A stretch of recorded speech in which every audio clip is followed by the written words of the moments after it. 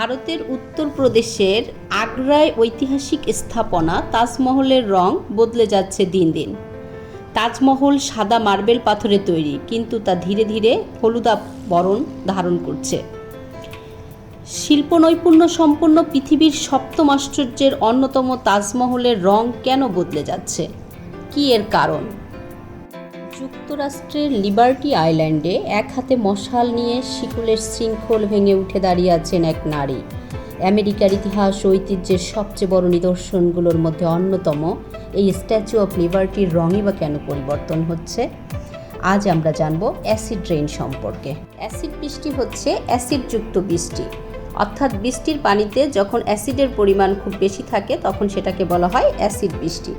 যখন বৃষ্টির পানির পিএইচ মান 4 অথবা 4-এর থেকেও কম হয় তখন সেই বৃষ্টিকে অ্যাসিড বৃষ্টি বলে।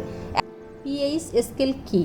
পিএইচ স্কেল 0 থেকে 14 পর্যন্ত দাগাঙ্কিত একটি স্কেল। পরিষ্কার খাওয়ার পানির পিএইচ এর মান 7 ধরা হয়।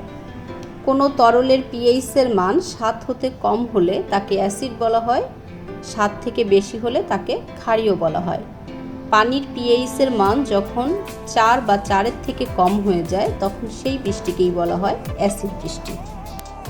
অ্যাসিড বৃষ্টি দুটি কারণে হতে পারে, প্রাকৃতিক এবং মানুষের তৈরি। অ্যাসিড বৃষ্টির জন্য দায়ী গ্যাসগুলো হচ্ছে নাইট্রোজেন ডাইঅক্সাইড এবং সালফার ডাইঅক্সাইড।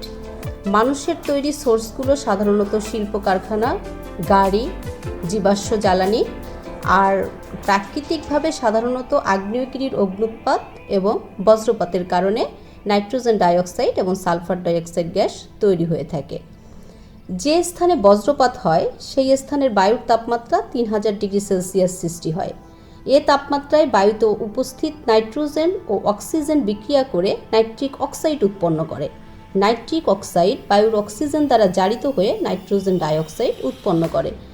বৃষ্টির পানিতে এ সকল অক্সাইড দ্রবীভূত হয়ে সামান্য পরিমাণ অ্যাসিড উৎপন্ন করে এবং অ্যাসিড বৃষ্টির সৃষ্টি হয়।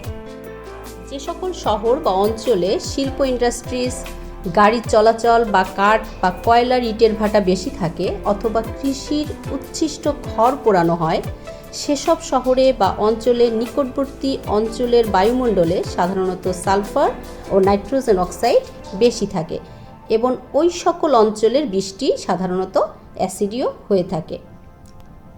সালফার ডাইঅক্সাইড আসলে কোথা থেকে আসে? শিল্প ইন্ডাস্ট্রিজে গাড়িতে, ইটের ভাটায় পেট্রোল, ডিজেল, কয়লা ইত্যাদি জ্বালানি পোড়ানোর ফলে, বিশেষ করে শিল্প ইন্ডাস্ট্রিজে কয়লা পোড়ানোর ফলেই 75% সালফার ডাইঅক্সাইড আমাদের বাতাসে আসে। শিল্প কারখানা থেকে এবং অন্যান্য প্রক্রিয়া থেকে 25% সালফার ডাইঅক্সাইড আমাদের বাতাসে অবস্থান করে। গাড়িতে জ্বালানি হিসেবে পেট্রোল, ডিজেল, অকটেন ইত্যাদি ব্যবহারের ফলে নাইট্রোজেন অক্সাইডের উপস্থিতি বাতাসে বেড়ে যায়।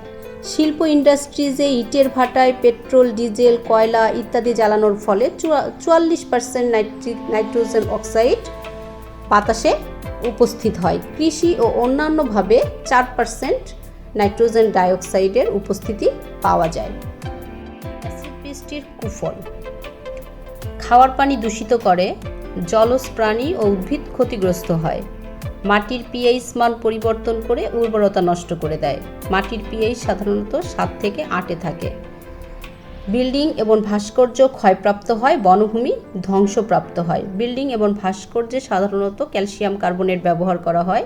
ক্যালসিয়াম কার্বনেটের সাথে অ্যাসিড বৃষ্টি বিক্রিয়া করে, যার কারণে বিল্ডিং এবং ভাস্কর্য ধ্বংসপ্রাপ্ত হয়। অ্যাসিড বৃষ্টির কারণে আমাদের সাধারণত শরীরে বিভিন্ন রকমের ত্বকের অসুস্থতা, অ্যাজমা, ব্রঙ্কাইটিস সহ ক্যান্সারে আক্রান্ত হতে পারে। প্রতিকার: একজন বা দুইজনের জন্য ছোট ছোট গাড়ি ব্যবহার, যেমন ট্যাক্সি, কার ব্যবহার না করে বড় বড় বাস, রেলগাড়ি ব্যবহার করা। গাড়ির পরিবর্তে সাইকেল ব্যবহার করা, কম দূরত্বে হেঁটে যাওয়ার অভ্যাস গড়ে তোলা। Petrol, diesel, octane. কিভাবে অ্যাসিড বৃষ্টি থেকে রক্ষা পেতে পারি? একজন বা দুইজনের জন্য ছোট ছোট গাড়ি ব্যবহার, যেমন ট্যাক্সি, কার ব্যবহার না করে বড় বড় বাস, রেলগাড়ি ব্যবহার করা। গাড়ির পরিবর্তে সাইকেল ব্যবহার করা, কম দূরত্বে হেঁটে যাওয়ার অভ্যাস গড়ে তোলা। পেট্রোল, ডিজেল, অকটেন এর ব্যবহার ক্রমেই হ্রাস করা, কয়লা ও কাঠ পোড়ানো একেবারে বন্ধ করে দেওয়া, শিল্প কারখানা শহর হতে দূরে স্থাপন করা, কৃষিকাজ ও রান্নার কাজে ধোঁয়া সৃষ্টি হয় এমন বস্তু বা খড় পোড়ানো বন্ধ করা, যে সকল অঞ্চলে অ্যাসিড বৃষ্টি হয় সে সকল অঞ্চলের পুকুর, জলাশয়, মৎস্য প্রকল্পে পানির অ্যাসিডীয় পরিমাণ দূর করার জন্য মাঝে মাঝে চুন বা ক্ষার প্রয়োগ করা। অ্যাসিড বৃষ্টি আমাদের শরীরের এবং পরিবেশের জন্য মারাত্মক ক্ষতিকর। সাধারণত গাড়ির, যানবাহনের ধোঁয়া থেকেই আমাদের সালফার ডাইঅক্সাইড এবং নাইট্রোজেন ডাইঅক্সাইড গ্যাস নির্গত হয় এবং এই সালফার ডাইঅক্সাইড এবং নাইট্রোজেন ডাইঅক্সাইড গ্যাস বৃষ্টির পানির সাথে মিশে অ্যাসিড বৃষ্টি তৈরি করে।